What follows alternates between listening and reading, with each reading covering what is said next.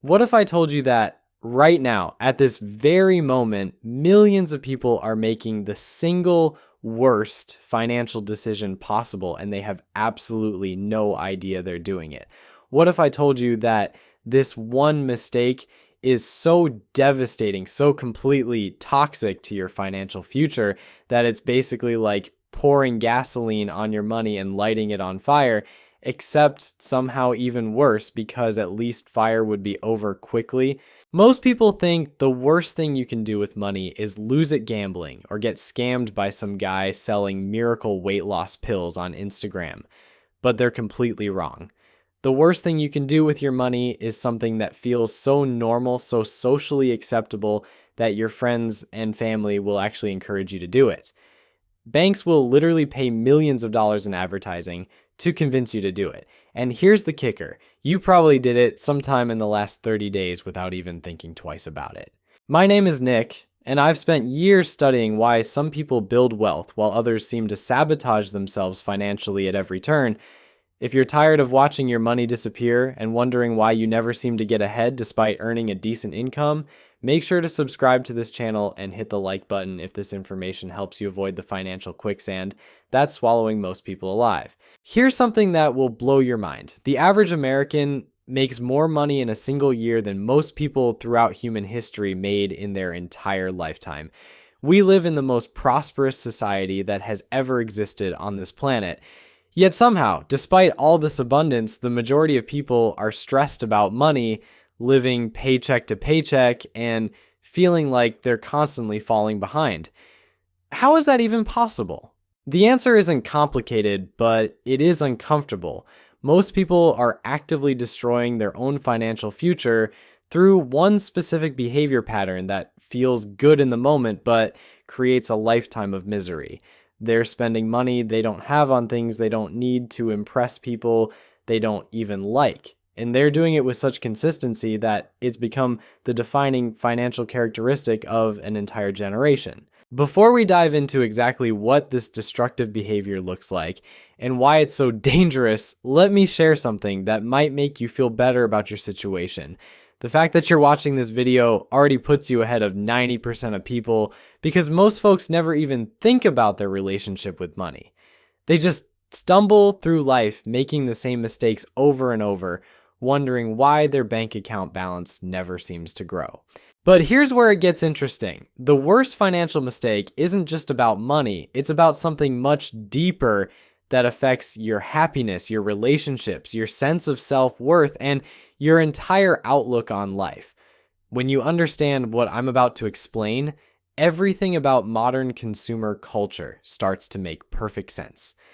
You'll see why shopping malls are designed the way they are, why credit card companies send you pre-approved offers, and why your social media feed is constantly showing you things you supposedly need to buy. The worst thing you can do with your money is spend money you don't have. Not just any spending, but specifically spending money you don't have on things that bring you zero lasting satisfaction, while trapping you in a cycle of financial and emotional misery that gets worse over time. Now, I know what you're thinking. Everyone knows that, spending money you don't have is bad, and that's obvious, right? But here's the thing that makes this so insidious. Most people don't realize they're doing it because they've been conditioned to think that having access to credit means they can afford something. They see a purchase as affordable if they can make the monthly payment, not if they can actually pay for the item itself. This is where things get really twisted. Our brains are wired to seek immediate gratification and avoid immediate pain. When you swipe a credit card, there's no immediate pain. In fact, there's often immediate pleasure from acquiring whatever you just bought. The pain comes later, spread out over months or years of payments, which makes it psychologically easier to ignore. Meanwhile, your brain gets a little hit of dopamine from the purchase, which creates a temporary feeling of satisfaction. But here's the cruel joke that nature played on us. That satisfaction fades incredibly quickly, usually within hours or days, while the financial obligation lasts for months or years. So you end up in this situation where the pleasure is immediate and temporary, but the pain is delayed and permanent. The credit card companies understand this psychological quirk better than you do, which is why they've built a multi-billion-dollar industry around exploiting it. They make it as easy as possible for you to spend money you don't have, then they charge you interest rates that would make a loan shark blush. And somehow this has become so normalized that people actually brag about their credit limits as if having access to more debt is an accomplishment. But it gets even worse when you consider what people are typically buying with borrowed money. We're not talking about investments or assets that might improve your financial situation over time. We're talking about stuff that starts losing value the moment you acquire it, new clothes that you'll wear a few times before they go out of style, electronics that will be obsolete in 2 years, restaurant meals that literally get flushed down the toilet within 24 hours. The psychology behind this behavior is fascinating and depressing at the same time. Humans have this weird quirk where we think buying stuff will make us happy. We see something advertised and our brain creates this little fantasy about how much better our life will be once we own that thing. Maybe it's a new car that will make us feel successful and attractive. Maybe it's designer clothes that will boost our confidence. Maybe it's the latest gadget that will somehow solve problems we didn't even know we had. The problem is that our brains are terrible at predicting what will actually make us happy. We consistently overestimate how much joy we'll get from material possessions and underestimate how quickly that joy will fade. Psychologists call this the focusing illusion, and it's one of the main reasons why people keep making the same financial mistakes over and over. Here's what actually happens when you buy something with money you don't have. First, there's a brief moment of excitement and satisfaction. You feel like you've improved your life somehow. Then reality sets in. The new thing becomes normal. The excitement fades, but now you have this monthly payment that you have to make, which means you have less money available for everything else in your life. So now you're stuck in this weird psychological trap where you own something that no longer brings you joy, but you're still paying for it every month. And here's where it gets really twisted. That monthly payment isn't just taking money out of your pocket, it's taking away your options. It's stealing your future choices and forcing you to work longer, stress more, and stay trapped in situations you might otherwise escape from. Think about it this way. Every dollar you commit to a monthly payment is a dollar that can't go toward building wealth, starting a business, taking a risk on a better opportunity, or simply having the peace of mind that comes with financial security. You're literally trading your future flexibility for temporary satisfaction that probably lasted about as long as it takes to drive home from the store. And here's something that will really bake your noodles. Like, the stuff you're going into debt for isn't just worthless in terms of building wealth. It's actually making you less wealthy because it's depreciating in value while you're still paying interest on it. That car you finance loses 20% of its value the moment you drive it off the lot, but you're still going to be making payments on it for the next 5 years. Those designer shoes you put on your credit card are probably worth less than half what you paid for them, but if you only make minimum payments, you'll end up paying twice the original price by the time you're done. This is why I call credit card debt the stupidest thing you can do with money. It's not just financially destructive, it's emotionally and psychologically destructive too. Studies show that people with high levels of consumer debt report lower life satisfaction, higher stress levels, and more relationship problems than people without debt. Turns out, owing money for stuff you don't even want anymore is not exactly a recipe for happiness. But wait, there's more. The credit card industry has turned debt into a lifestyle brand. They've convinced people that having multiple credit cards is sophisticated, that cashback rewards are somehow free money, and that building credit is more important than building actual wealth. They've created this entire mythology around credit that makes people feel smart for borrowing money at 25% interest to buy stuff they could live without.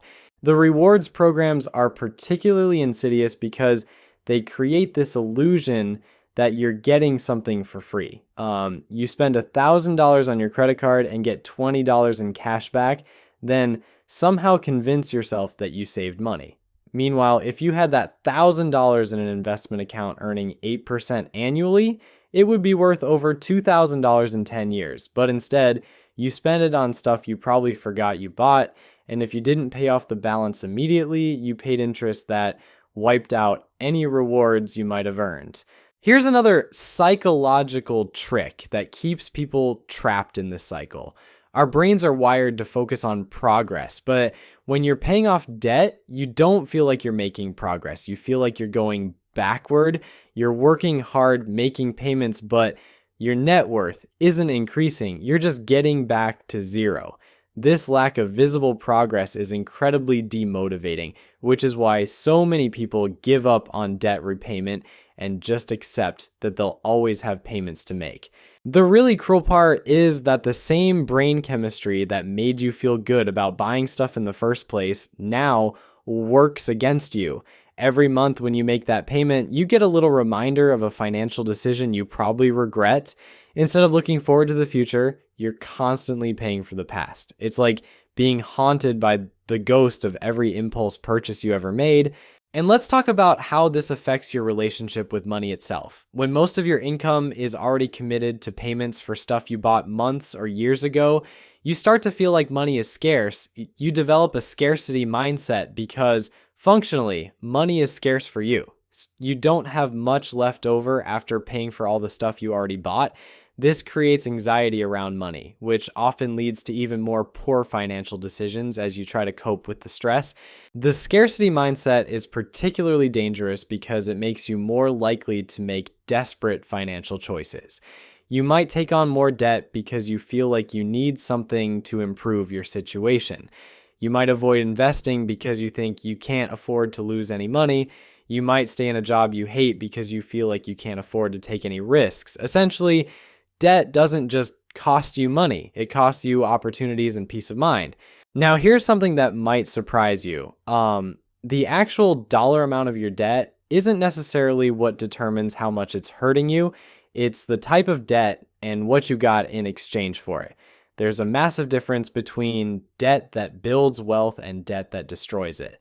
A mortgage can actually improve your financial situation over time because you're buying an asset that typically appreciates in value while also providing you with a place to live. Student loans can potentially increase your earning power, though that's becoming less reliable than it used to be. But consumer debt, especially credit card debt for discretionary spending, is pure financial poison. You're paying interest on things that either have no value or are rapidly losing value, which means you're getting poorer every month you carry that balance. It's like paying rent on stuff you already own, except the rent never ends and the stuff keeps getting less valuable. The worst part about this whole system is that it's designed to be invisible. Credit card companies don't want you thinking about the total cost of your purchases or how long you'll be paying for them. They want you focused on minimum payments and monthly cash flow.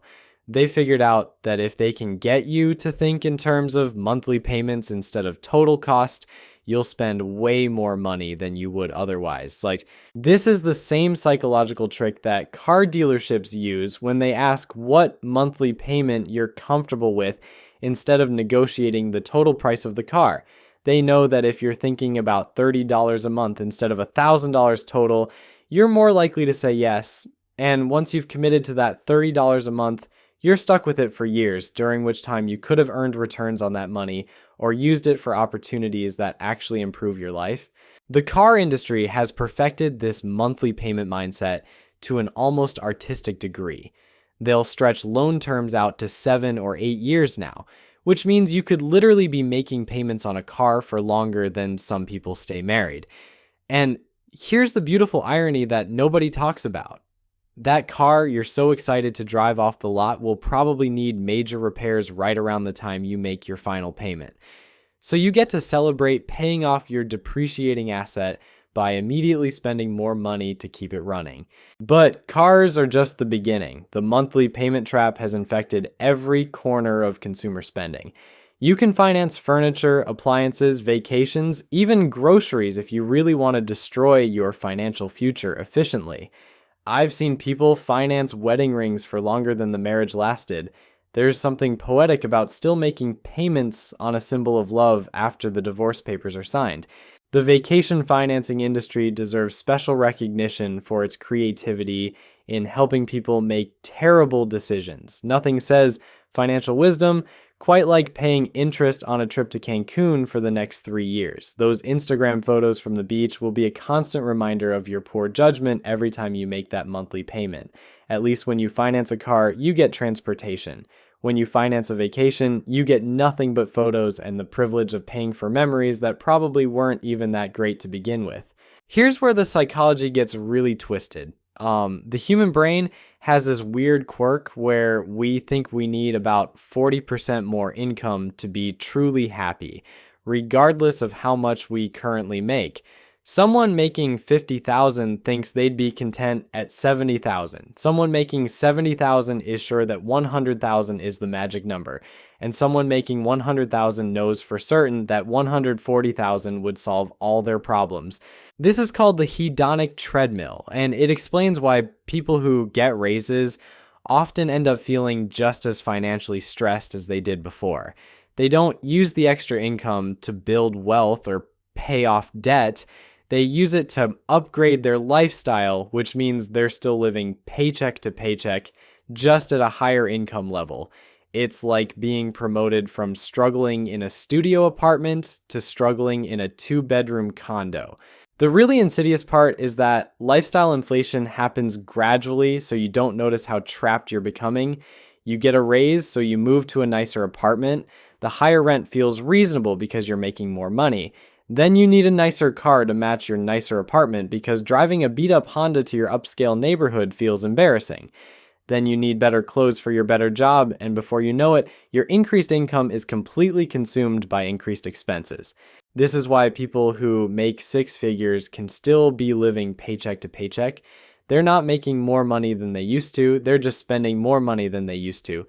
Their income went up, but their savings rate stayed exactly the same, which means their financial security didn't improve at all, they just upgraded their problems. The credit industry loves these people because they have high incomes and expensive tastes, which makes them perfect customers for premium credit products. They can qualify for higher credit limits and more sophisticated forms of debt. Instead of just having credit card debt, they might have personal loans, home equity lines of credit, and investment property mortgages all at the same time. They've turned debt into a lifestyle accessory.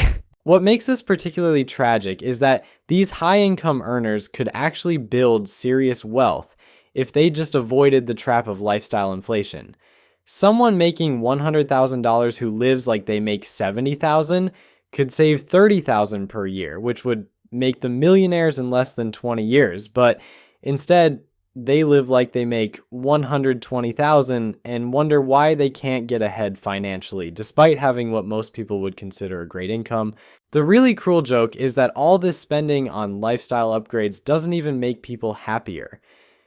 Studies consistently show that beyond meeting basic needs, there's almost no correlation between spending more money and feeling more satisfied with life. The person driving the luxury car isn't any happier than the person driving the reliable used car, but they're definitely more financially stressed. This brings us to one of the most important concepts in personal finance that nobody talks about: the difference between productive debt and consumptive debt. Like, productive debt helps you acquire assets that generate income or appreciate in value over time. A mortgage on a rental property that generates positive cash flow is productive debt. A business loan that helps you start a company that earns more than the loan costs is productive debt. Here's the thing that nobody wants to admit. Breaking free from this cycle isn't about willpower or discipline or some magical budgeting system. It's about recognizing that the entire consumer economy is designed to separate you from your money as efficiently as possible. Every advertisement, every store layout, every credit card offer is carefully engineered by people who understand your psychology better than you do. But here's the good news. Once you see the trap, you can't unsee it. Once you understand that spending money you don't have on stuff you don't need is literally the worst thing you can do with your money. everything changes. You start seeing credit card offers for what they really are, which is invitations to financial slavery. You start seeing monthly payment plans as rent on regret. You start understanding that the path to wealth isn't about earning more money, it's about keeping more of the money you already earn. The solution isn't complicated, but it requires you to do something that feels completely backwards in our culture. Instead of spending money to feel better about your life, you need to save money to actually make your life better. Instead of buying stuff to impress people, you need to build wealth to impress your future self. Instead of financing your lifestyle, you need to fund your freedom. Every dollar you don't spend on something you don't need is a dollar that can work for you instead of against you. Every monthly payment you avoid is money that can compound and grow and eventually buy you something that actually matters, which is options. The choice to work because you want to, not because you have to. The ability to take risks because you have a safety net. The peace of mind that comes from knowing you're not trapped by your own financial decisions. So here's my challenge to you. For the next 30 days, every time you're about to spend money you don't have on something you don't need, ask yourself this question. Would I rather own this thing, or would I rather own my time? Because ultimately, that's what this is all about. Every purchase you make with borrowed money is a trade. You're trading your future time and freedom for something you want right now.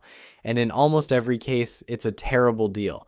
The worst thing you can do with your money is spend money you don't have. But the best thing you can do with your money is recognize that trap and choose a different path. Your future self will thank you.